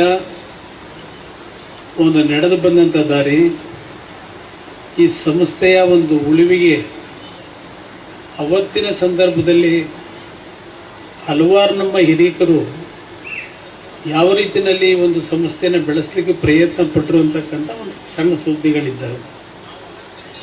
ಈಗ ನನಗೆ ದಿವಂಗತ ದಾಸೇಗೌಡರ ಬಗ್ಗೆ ಬರೆದಿರತಕ್ಕಂಥ ಒಂದು ಪುಸ್ತಕವನ್ನೇನು ಕೊಟ್ಟರು ಸುಮ್ಮನೆ ತಿರುವಾಗ್ತಾ ಇದೆ. ಈ ಶಾಲೆಗೆ ಬರ್ತಕ್ಕಂಥದಕ್ಕೆ ಒಂದು ಪೇಜ್ನಲ್ಲಿ ನೋಡಿದೆ, ನಾನು ಹಾಗೆ ಗಮನಿಸಿದೆ. ಮಕ್ಕಳನ್ನ ಕಳಿಸ್ಲಿಕ್ಕೆ ಯಾವುದೇ ವಾಹನದ ವ್ಯವಸ್ಥೆ ಇಲ್ಲ. ಯಾವ ರೀತಿಯಲ್ಲಿ ಹಳ್ಳಿಯಿಂದ ನಮ್ಮ ಮಕ್ಕಳನ್ನ ಇಲ್ಲಿ ಕಳಿಸ್ಲಿಕ್ಕೆ ಸಾಧ್ಯ? ಈ ಪ್ರಶ್ನೆಯನ್ನ ಇಟ್ಟಾಗ ನಮ್ಮ ಕಾರ್ಖಾನೆದೆ ಒಂದು ಸಣ್ಣ ವಾಹನವನ್ನೇನಿಟ್ಟಿದ್ದೇವೆ, ಶಿವಳ್ಳಿ ಮತ್ತು ಹಲವಾರು ಗ್ರಾಮಗಳಿಗೆ ನಾನೇ ಚಾಲನೆ ಮಾಡಿಕೊಂಡು ಬೆಳಗ್ಗೆ ಸಾಯಂಕಾಲ ಮಕ್ಕಳನ್ನು ನಾನು ಶಾಲೆಗೆ ಕರ್ಕೊಂಡ್ಬಂದು ಬಿಟ್ಟು ಹೋಗ್ತಕ್ಕಂಥದ್ದಕ್ಕೆ ನಾನೇ ಬರ್ತೀನಿ ಅಂತಕ್ಕಂಥ ಒಂದು ಪ್ರೋತ್ಸಾಹವನ್ನು ಆ ಸಂದರ್ಭದಲ್ಲಿ ತಂದೆ ತಾಯಂದಿರಿಗೆ ಕೊಟ್ಟಂಥ ಒಂದು ಸಣ್ಣ ಪದಬಳಕೆ ಗಮನಿಸ್ತೇನೆ. ಪುಣ್ಯಾತ್ಮರು ಆ ರೀತಿಯಲ್ಲಿ ಅವತ್ತು ಶಿಕ್ಷಣ ಅಂತಕ್ಕಂಥದ್ದು ಅದರ ಬಗ್ಗೆ ನಮ್ಮ ಕೃಷ್ಣೇಗೌಡರು ಬಹಳ ಹೇಳಿದ್ರಿ. ನಮ್ಮ ಹಳ್ಳಿಗಳಲ್ಲಿ ಕೆಲವು ಮಠಗಳಿಂದ ಸ್ವಲ್ಪ ಶಿಕ್ಷಣ ಅಂತಕ್ಕಂಥದ್ದು ನಡೀತಾ ಇತ್ತು. ಸರ್ಕಾರಗಳಿಂದ ದೊಡ್ಡ ಮಟ್ಟದಲ್ಲಿ ಶಿಕ್ಷಣಕ್ಕೆ ಅನುಕೂಲಗಳಿರಲಿಲ್ಲ. ಅಂಥ ಸನ್ನಿವೇಶದಲ್ಲಿ ಮಂಡ್ಯ ಜಿಲ್ಲೆ ಬಹುಶಃ ಒಂದು ಕಾಲದಲ್ಲಿ ನಾನು ಒಪ್ತೀನಿ ಶಿಕ್ಷಣದಲ್ಲಿ ಹಿಂದಿದ್ರಿ, ಆದರೆ ನಂತರದ ದಿನಗಳಲ್ಲಿ ಹಲವಾರು ಪ್ರಮುಖರು, ಅದರಲ್ಲಿ ಒಬ್ಬರು KV ಶಂಕರೇಗೌಡರು ನೆನೆಸ್ಕೊಳ್ತೀನಿ ಈ ಸಂದರ್ಭದಲ್ಲಿ. ಅವರೆಲ್ಲರ ಒಂದು ಶ್ರಮ ಮಂಡ್ಯ ಜಿಲ್ಲೆಯ ಶಿಕ್ಷಣಕ್ಕೆ ಹೆಚ್ಚಿನ ಒತ್ತು ಕೊಟ್ಟಂಥದ್ದು ಅವರೆಲ್ಲರೂ. ಮತ್ತು ಈ ಒಂದು ಮೈಶುಗರ್ ಕಾರ್ಖಾನೆಯನ್ನು ಪುನಶ್ಚೇತನಗೊಳಿಸಬೇಕು. ಸುಮ್ಮನೆ ಪ್ರತಿ ವರ್ಷ ನಾವು 10 ಕೋಟಿ 20 ಕೋಟಿ ಕೊಡೋದ್ರಿಂದ ಅದು ಉಪಯೋಗಕ್ಕೆ ಬರೋದಿಲ್ಲ ಅಂತಕ್ಕಂಥ ನಿಟ್ಟಿನಲ್ಲಿ 400 ಕೋಟಿಯ ಒಂದು ಅನುದಾನದಲ್ಲಿ ಹೊಸ ಕಾರ್ಖಾನೆಯನ್ನು ಮಾಡಬೇಕು ಅಂತಕ್ಕಂಥ ನಿರ್ಧಾರ ಮಾಡಿ 100 ಕೋಟಿ ಹಣವನ್ನು ಬಜೆಟಲ್ಲಿಟ್ಟೆ. ಆದರೆ ಅಷ್ಟರಲ್ಲಿ ನಮ್ಮ ಸರ್ಕಾರ ಹೋಯಿತು, ಇವತ್ತು ಅಲ್ಲಿಗೆ ಅದು ನಿಂತೋಯ್ತು. ಮತ್ತು ಬಂದಂಥವರು ಆ ಒಂದು ಕಾರ್ಖಾನೆಯನ್ನು ಪುನಶ್ಚೇತನಗೊಳಿಸ್ತಕ್ಕಂಥ ನಿಟ್ಟಿನಲ್ಲಿ ಇವತ್ತು ಏನು ನನ್ನ ಒಂದು ಚಿಂತನೆ ಇತ್ತು ಅದನ್ನು ಕಾರ್ಯರೂಪಕ್ಕೆ ತರಲಿಕ್ಕೆ ಆಗಲಿಲ್ಲ. ಇವತ್ತು ಈ ಜಿಲ್ಲೆಯ ಜನತೆ ಕಳೆದ ಚುನಾವಣೆಯಲ್ಲಿ ಲೋಕಸಭೆಗೆ ಪಕ್ಷ ಭೇದ ಮರೆತು, ಜಾತಿ ಮರೆತು ಕುಮಾರಣ್ಣ ನಾವೇನಾದರೂ ಗೆಲ್ಲಿಸ್ಕೊಂಡ್ರೆ ಈ ಜಿಲ್ಲೆಗೆ ಏನಾದರೂ ಒಂದು ಅನುಕೂಲ ಮಾಡ್ತಾನೆ, ಅವನಿಂದ ಈ ಜಿಲ್ಲೆಗೆ ಒಳ್ಳೇದಾಗುತ್ತೆ ಅಂತಕ್ಕಂಥ ಒಂದು ಆಶಾಭಾವನೆಯಿಂದ ನನ್ನನ್ನು ನೀವೇನು ಆಯ್ಕೆ ಮಾಡಿದ್ದೀರಿ. ಬಹಳ ಜನ ತಿಳ್ಕೊಂಡಿದ್ದೀರಿ ಕುಮಾರಣ್ಣ ಬೃಹತ್ ಕೈಗಾರಿಕೆಯನ್ನು ನಿರ್ವಹಣೆ ಮಾಡ್ತಾ ಇದ್ದಾನೆ, ದೇಶದಲ್ಲಿ ಒಂದು ಕಾರ್ಖಾನೆಗಳನ್ನು ತರಬೇಕು ಅನ್ನೋದು ನಿಮ್ಮೆಲ್ಲರ ನಿರೀಕ್ಷೆ. ನಮ್ಮ ಯುವಕರದು ವಿಶೇಷವಾಗಿ ಏನಾದರೂ ಒಂದು 2-3 ಕಾರ್ಖಾನೆ ತರಬೇಕು ಅಂತ ಇತ್ತು. ಕಾರ್ಖಾನೆಯನ್ನು ತರತಕ್ಕಂಥದ್ದಕ್ಕೆ ರಾಜ್ಯ ಸರ್ಕಾರದ ಸಹಕಾರವೂ ಬೇಕಾಗ್ತದೆ. ಏಕೆಂದರೆ ನನಗೆ ಇವತ್ತು ಬೃಹತ್ ಕೈಗಾರಿಕೆಯಲ್ಲಿ ನಾನು ಮಾಡತಕ್ಕಂಥ ಕೆಲಸಗಳೇನಿದೆ, ಕೇಂದ್ರ ಸರ್ಕಾರದಿಂದ ಇತ್ತೀಚೆಗೆ ಏನು ಒಂದು ಎನ್ವಿರಾನ್ಮೆಂಟ್ನಲ್ಲಿ ಈ ಕಾರ್ಬನ್ ಡೈಆಕ್ಸೈಡ್ನ ಒಂದು ಉತ್ಪಾದನೆಯಿಂದ ಆರೋಗ್ಯದ ಮೇಲೆ ತೊಂದರೆ ಏನಾಗ್ತಾ ಇದೆ, ನಾವು ಝೀರೋ ನೆಟ್ಗೆ ತರಬೇಕು ಇದನ್ನ ಅಂತ ಹೇಳಿ ಎಲೆಕ್ಟ್ರಿಕ್ ವೆಹಿಕಲ್ಗಳನ್ನು ಇವತ್ತು ಹೆಚ್ಚಿನ ರೀತಿಯಲ್ಲಿ ತಯಾರು ಮಾಡಬೇಕು. ಇದು ಕೇಂದ್ರ ಸರ್ಕಾರದಲ್ಲಿ ಇರ್ತಕ್ಕಂಥ ಪ್ರಮುಖವಾದ ಕಾರ್ಯಕ್ರಮ ನನ್ನ ಇಲಾಖೆಯಲ್ಲಿ. ಬಹುಶಃ ತಾವೆಲ್ಲ ಗಮನಿಸಿದ್ದೀರಿ, 14,000 ಬಸ್ಗಳನ್ನು ಈ ವರ್ಷ ನಾವು ದೇಶಕ್ಕೆ ಕೊಡ್ತಾ ಇದ್ದೇವೆ. 14,000 ಬಸ್ನಲ್ಲಿ ಬೆಂಗಳೂರು ನಗರ ಒಂದಕ್ಕೆ 4,500 ಬಸ್ಗಳನ್ನು ಕೊಡ್ತಕ್ಕಂಥ ನಿರ್ಧಾರ ಮಾಡಿದ್ವಿ. ಬೇರೆ ರಾಜ್ಯಗಳಿಗೆ 2,000 ಬಸ್ ಕೊಡ್ತಾ ಇದ್ದೇವೆ.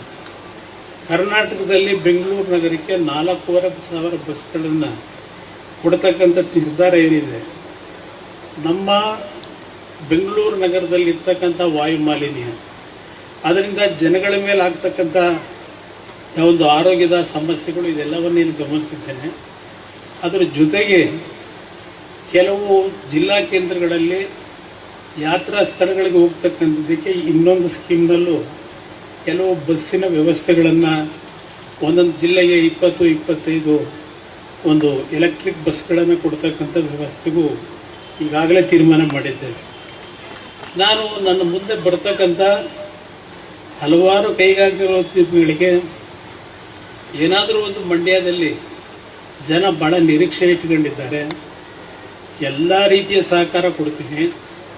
ರಾಜ್ಯ ಸರ್ಕಾರದ ಒಪ್ಪಿಗೆಯನ್ನು ಪಡೆಯತಕ್ಕಂಥದ್ದಕ್ಕೆ ಶ್ರಮ ಆಗ್ತೀನಿ. ದಯವಿಟ್ಟು ಜಿಲ್ಲೆಗೆ ಏನಾದರೂ ಕೈಗಾರಿಕೆಗಳನ್ನು ತರಲಿಕ್ಕೆ ಸಹಕಾರ ಕೊಡಿ ಅಂತಕ್ಕಂಥದ್ದನ್ನ ಪ್ರತಿನಿತ್ಯ ನಾನು ದೆಹಲಿಯಲ್ಲಿ ಚರ್ಚೆ ಮಾಡ್ತಾ ಇದ್ದೇನೆ. ಬೆಳಗ್ಗೆ ನಾನು ಇವತ್ತಿಲ್ಲಿ ಬರೋದಕ್ಕಿಂತ ಮುಂಚೆನೂ ಸುಮಾರು ಒಂದು 100-150 ಜನ ಬಂದಂಥವ್ರೇನಿದ್ದಾರೆ, ಕಾಲೇಜುಗಳಿಗೆ ಫೀಸ್ ಕಟ್ಟಲಿಕ್ಕೆ ಹಣದ ಕೊರತೆ, ಮಕ್ಕಳನ್ನು ಓದಿಸಿದ್ದಾರೆ, ಕೆಲಸ ಇಲ್ಲ. ಇದೇ ಈಗ ಪ್ರಮುಖವಾಗಿರ್ತಕ್ಕಂಥ ಎರಡು ನಮ್ಮ ಒಂದು ಸವಾಲುಗಳನ್ನು ಸರಿಪಡಿಸಬೇಕಾದಂಥ ಪರಿಸ್ಥಿತಿಯಲ್ಲಿ ನಾವಿದ್ದೇವೆ. ಇದು ಪ್ರತಿನಿತ್ಯ ನಾನು ನೋಡ್ತಾ ಇರತಕ್ಕಂಥದ್ದು. ಆದರೂ ಒಂದು ಮಾತನ್ನ ಈ ಜಿಲ್ಲೆಯ ಜನತೆಗೆ ನಾನು ಮಾತು ಕೊಡ್ಲಿಕ್ಕೆ ಬಯಸ್ತೀನಿ. ಇಲ್ಲಿ ನಮ್ಮ ರೈತ ಸಂಘದ ಮುಖಂಡರಿದ್ದೀರಿ, ಕೆಲವರು ಬಂದು ಕೆ ವಿ ಶಂಕರೇಗೌಡರ ಹೆಸರಲ್ಲಿರ್ತಕ್ಕಂಥ ರೈತ ಭವನ ಅದನ್ನು ಸ್ವಲ್ಪ ಪುನಶ್ಚೇತನಗೊಳಿಸಬೇಕು ಅಂತ ಕೇಳಿದ್ರಿ. ಇವತ್ತು ಸುಮಾರು 4 ಕೋಟಿ ವೆಚ್ಚದಲ್ಲಿ ಕೆಲಸ ಶುರುವಾಗಬೇಕು. ಈಗಾಗಲೇ ದುಡ್ಡು ಕೊಟ್ಟಿದ್ದೀನಿ. ಆದರೆ ಆ 4 ಕೋಟಿ ಹಣವನ್ನು ಯಾರಿಂದ ಖರ್ಚು ಮಾಡಿಸಬೇಕು ಅನ್ನೋದೇ ಇನ್ನೂ ದೊಡ್ಡ ಮಟ್ಟದಲ್ಲಿ ಚರ್ಚೆ ನಡೀತಾ ಇದೆ. ಅದರಲ್ಲೂ ರಾಜಕೀಯ ಇದೆ, ಯಾರಿಗೆ ಕೊಡಬೇಕು ಆ ಕೆಲಸ ಅಂತಕ್ಕಂಥದ್ದು. ನನಗೆ ಬೇಕಾಗಿರೋದು ಒಂದು ಉತ್ತಮವಾದಂಥ ಏನೋ ಒಂದು ಆ ರೈತ ಭವನ ಆಗಬೇಕು ಅಂತಕ್ಕಂಥ ನಿಮ್ಮೆಲ್ಲರ ಆಸೆ ಇದೆ. ಈಗಾಗಲೇ ಅದಕ್ಕೆ ಚಾಲನೆ ಕೊಟ್ಟಿದ್ದೇನೆ. ಅದರ ಜೊತೆಗೆ ನನಗೆ ಬಹಳ ನೋವನ್ನು ತಂದಂಥ ವಿಷಯ, ನಮ್ಮ ಸರ್ಕಾರದ ಆಸ್ಪತ್ರೆ ಮೊನ್ನೆ ದಿನ ಆ ಮಳವಳ್ಳಿಯ ಒಂದು ಮಗು 5-6 ವರ್ಷದ ಮಗು ಡಾಕ್ಟರ್ಗಳ ಒಂದು ನಿರ್ಲಕ್ಷ್ಯದಿಂದ ನಿಧನ ಆಗದಂಥದ್ದು ಒಂದು ಭಾಗ.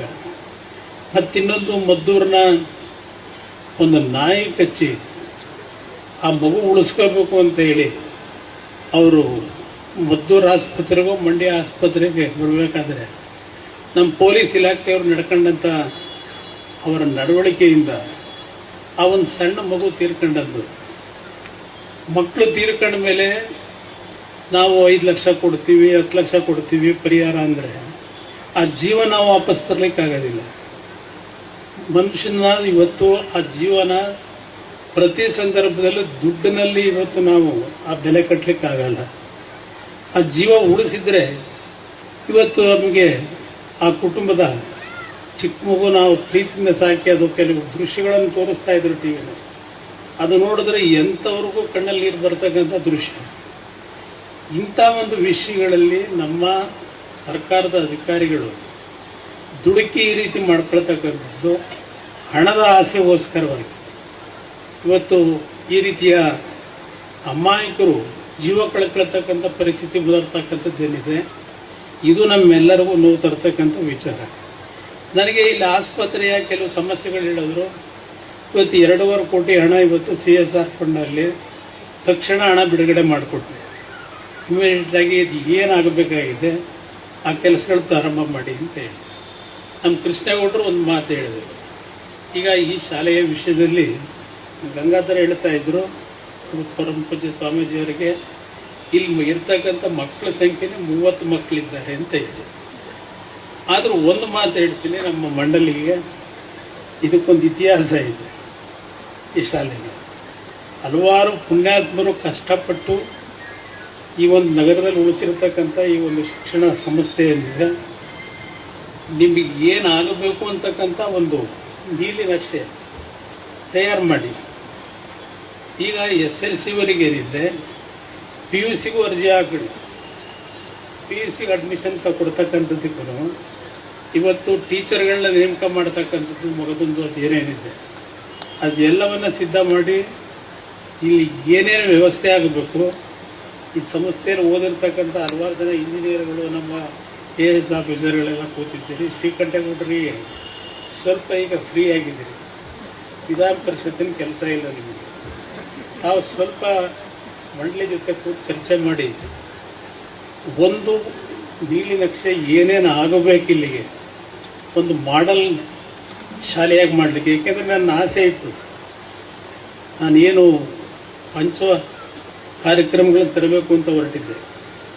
ಅದರಲ್ಲಿ ವಿಶೇಷವಾಗಿ ಈ ರಾಜ್ಯದ ಪ್ರತಿ ಶಾಲೆಗಳನ್ನು ಗ್ರಾಮ ಪಂಚಾಯಿತಿ ಮಟ್ಟದಲ್ಲಿ ಇಂಗ್ಲಿಷ್ ತರಗತಿ LKG-ಯಿಂದ 12ನೇ ತರಗತಿವರೆಗೆ ಕನ್ನಡ ಮತ್ತು ಇಂಗ್ಲಿಷ್ ಮೀಡಿಯಂನ ಶಾಲೆಗಳನ್ನು, ಇವತ್ತು ಪಬ್ಲಿಕ್ ಶಾಲೆ ಅಂತ ಕೆಲವು ಕಡೆ ಮಾಡಿದ್ದಾರೆ, ಸರಿಯಾದ ರೀತಿ ವ್ಯವಸ್ಥೆಗಳು ನಾನೇ ಮಾಡಿದ್ದದು. ಅದಂತ ದೊಡ್ಡ ಮಟ್ಟದಲ್ಲಿ ಅದಕ್ಕೆ ಇನ್ಫ್ರಾಸ್ಟ್ರಕ್ಚರ್ಗಳಿಲ್ಲ. ಆದರೆ ನನ್ನ ಆಸೆ ಇದ್ದಿದ್ದೇ ಬೇರೆ. ಪ್ರತಿ ಗ್ರಾಮ ಪಂಚಾಯಿತಿ ಕೇಂದ್ರದಲ್ಲಿ ಮಕ್ಕಳಿಗೆ ಉಚಿತವಾದ ಶಿಕ್ಷಣ ಇಂಗ್ಲಿಷ್ನಲ್ಲಿ ಕೊಡಬೇಕು ಅಂತಕ್ಕಂಥದ್ದು ನನ್ನ ಕಾರ್ಯಕ್ರಮ ಇಟ್ಕೊಂಡಿದ್ದೆ. ಅದರ ದುರಾದೃಷ್ಟ ನಮ್ಮ ಜನ ಇನ್ನೂ ನಾನು ದೊಡ್ಡ ಮಟ್ಟದಲ್ಲಿ ಏನೋ ರಾಜ್ಯಕ್ಕೆ ಕೊಡುಗೆ ಕೊಡ್ಬೋದು ಅಂತಕ್ಕಂಥ ನಿರೀಕ್ಷೆ ಇನ್ನೂ ಅವರಲ್ಲಿ ಬಂದಿಲ್ಲ. ಈ ರಾಜ್ಯದಲ್ಲಿ ಸಾಲ ಮನ್ನಾ ಮಾಡ್ತೀನಿ ಅಂತ ಹೇಳಿದೆ, ನಂಬಲಿಲ್ಲ. ಎಲ್ಲಿದೆ ದುಡ್ಡು, ಎಲ್ಲಿಂದ ಸಾಲ ಮನ್ನಾ ಮಾಡ್ತಾನೆ ಅಂತೇಳಿ ಮಾಡಿ ತೋರಿಸಿದ್ದೇನೆ. ಹಾಗಂತೇಳಿ ಜನಗಳ ಮೇಲೆ ಟ್ಯಾಕ್ಸ್ ಹಾಕಲಿಲ್ಲ ಅವತ್ತು ಸಹ. ಇವತ್ತು ಒಂದು ಕಡೆ ಇವೆಂತವೋ ಗ್ಯಾರಂಟಿ ಅಂತ ಹೇಳಿ ಪ್ರತಿನಿತ್ಯ ಒಂದಲ್ಲ ಒಂದು ರೀತಿಯ ತೆರಿಗೆಯನ್ನು ನಿಮ್ಗಳ ಮೇಲೆ ವಿಧಿಸಿ ಏನೇನು ನಡೀತಾ ಇದೆ ಎಲ್ಲ ನೋಡ್ತಾ ಇದ್ದೆ. ನಾನು ಇಲ್ಲಿ ರಾಜಕೀಯ ಮಾತಾಡ್ಲಿಕ್ಕೆ ಹೋಗೋದಿಲ್ಲ. ಆದರೂ ಒಂದು ಮಂಡ್ಯ ಜಿಲ್ಲೆಯ ಜನತೆಗೆ ಈ ವೇದಿಕೆ ಮುಖಾಂತರ ಒಂದು ಮಾತು ಹೇಳ್ತೀನಿ.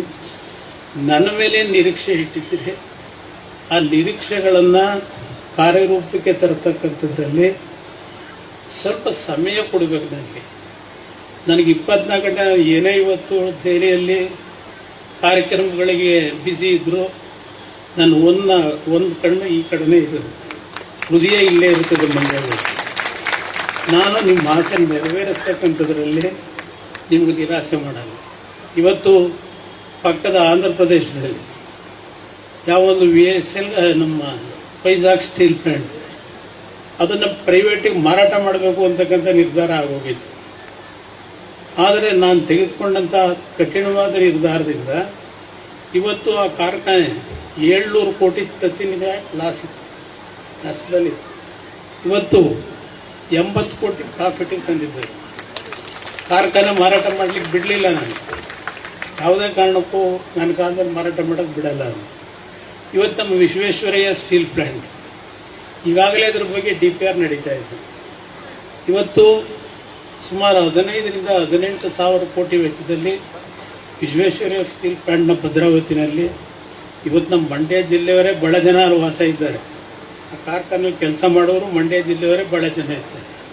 ಆ ಕಾರ್ಖಾನೆಗೆ ಇವತ್ತು ಹೊಸ ಜೀವ ಕೊಡ್ತಾ ಇದ್ದೇನೆ. ವಿಶ್ವೇಶ್ವರಯ್ಯ ಹೆಸರು ಉಳಿಸಬೇಕು, ಮಹಾರಾಜರ ಹೆಸರು ಉಳಿಸಬೇಕು ಅಂತಕ್ಕಂಥ ಇದು HMT ವಿಷಯದಲ್ಲಿ ನಾನೇನೋ ಅದಕ್ಕೊಂದು ಜೀವ ಕೊಡಬೇಕು ಅಂತ ಹೊರಟ್ರೆ ಈ ಸರ್ಕಾರದಲ್ಲಿ ಅದು ಅರಣ್ಯ ಇಲಾಖೆ ಭೂಮಿ ಅಂತ ಹೇಳಿ ತಕರಾರು ತಕೊಂಡು ಕೂತಿದ್ದಾರೆ.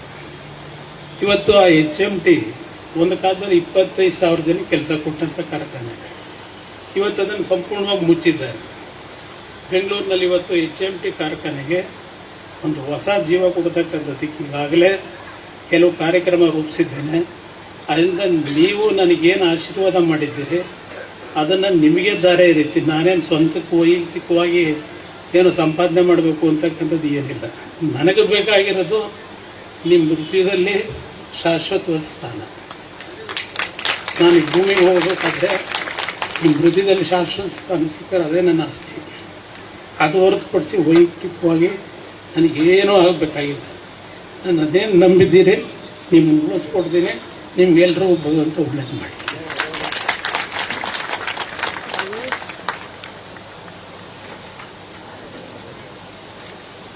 ಬಹಳ ಭಾವುಕವಾದಂತಹ ಕ್ಷಣವಿದು. ಮಂಡ್ಯ ಜಿಲ್ಲೆಯ ಜನ ಯಾವೆಲ್ಲ ನಿರೀಕ್ಷೆಗಳನ್ನ ಕನಸುಗಳನ್ನ ಇಟ್ಕೊಂಡು ಕೇಂದ್ರದ ಮಂತ್ರಿಯಾಗಿ ನಮ್ಮ ಮಣ್ಣಿನ ಮಗನಿಂದ ನಿರೀಕ್ಷೆ ಮಾಡ್ತಾ ಇದ್ದಾರೆ. ಆ ಎಲ್ಲ ಕನಸುಗಳನ್ನ ಆಸೆಗಳನ್ನ ಸಾಧ್ಯವಾದಷ್ಟು ಮಟ್ಟಿಗೆ ಪ್ರಾಮಾಣಿಕವಾಗಿ ಪೂರೈಸ್ತೀನಿ ಎನ್ನುವಂತಹ ಭರವಸೆಯ ಮಾತುಗಳನ್ನಾಡಿ ನಮ್ಮೆಲ್ಲರ ಹೃದಯದಲ್ಲಿ ಮತ್ತೊಮ್ಮೆ ತಮ್ಮ ಬಗೆಗಿನ ಪ್ರೀತಿಯ ಸಿಂಚನವನ್ನ ಹೊಮ್ಮಿಸಿದಂತಹ ನಮ್ಮೆಲ್ಲರ ನೆಚ್ಚಿನ ಮಂಡ್ಯ ಸಂಸದರು ಹಾಗೂ ಮಾನ್ಯ ಕೇಂದ್ರ ಮಂತ್ರಿಗಳಾದಂತಹ ಶ್ರೀಯುತ HD ಕುಮಾರಸ್ವಾಮಿ ಅವರಿಗೆ ಕೃತಜ್ಞತಾಪೂರ್ವಕವಾದಂತಹ ನಮನಗಳನ್ನು ಸಲ್ಲಿಸ್ತಾ ಇದ್ದೇನೆ.